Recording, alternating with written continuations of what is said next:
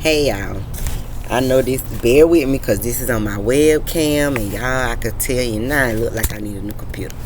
But, so this is what I want to tell y'all, right? Remember that life and death is in the power of the tongue, right? One time I used to say stuff like, love people from a distance, right? Or deal with them on a short handle spoon, right? And I thought that was how you set boundaries, right? But that is not how you set boundaries. You don't love people from a distance, right? You can't trickle in when you really love, right?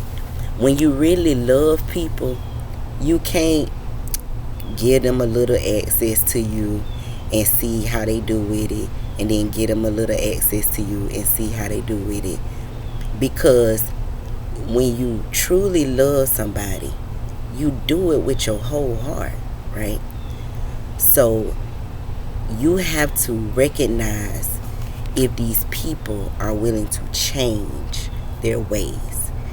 If they are not, the best boundary for you is to remove them from your energy.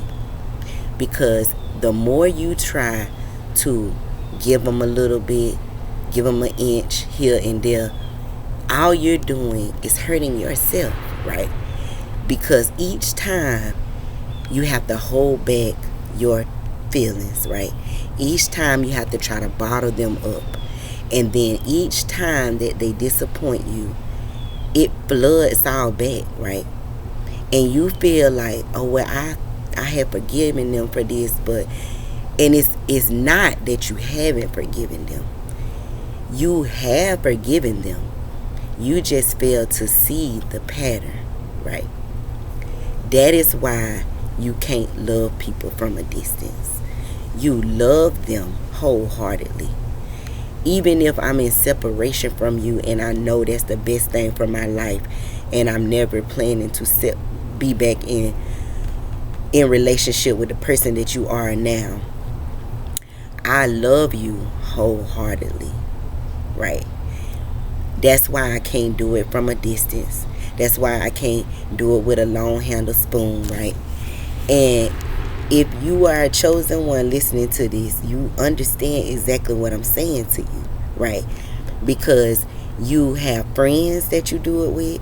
You have seen who they are. And so you say, well, I just know that, I just know that they might do something like that, right? So I just kind of prepare myself. You can't prepare yourself for things like that. That causes you to anticipate things like that. And it causes you to walk right back into things like that. You have to recognize these patterns. These patterns are spiritual, right? They are not about the person. It's not the person doing it to you. It's the spirit, right? That's why you have to see how spirits work. It's that same spirit of rejection that's triggering off in you, right? It's that same spirit of disappointment that's triggering off in you, right? That's why sometimes you have to just cut people out of your energy because they can't be in your energy right now. It's your codependency that wants you to hold on. But if you cannot focus on you with these people in your life because you're so busy trying to withdraw emotion from them little by little because you don't want to get hurt, you're going to consistently hurt yourself, right? People have changed things so much, right? When you're a woman, if you want to date one man, then he usually play off that and hurt your feelings. So now you feel like you want to be dating multiple men at a time. You can't focus on getting to know one person and finding out if they the person for you if your energy is spread out amongst 5 and 6 people, right?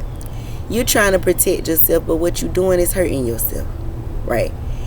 You do that with family, right? Oh, well, they did this and they do this all the time, so I just know not to trust them with this, or not to allow them to get this close to me, or I talk to them a little less than I used to, and stuff like that, right?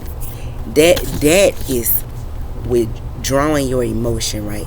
That is hurting you because that's causing you to suppress your emotions. You want to love wholeheartedly, which means you have to cut people out of your energy when they're causing you to not be able to do that. You have to put yourself first. You have to love like you want to be loved. And that's wholeheartedly. Wholeheartedly. Which means you have to identify patterns and you have to be willing to make the proper decisions for you, for your mental health, for your spiritual self, so that you can move forward. Do not allow the enemy to trick you. Right? Lean on God for your understanding. I love y'all.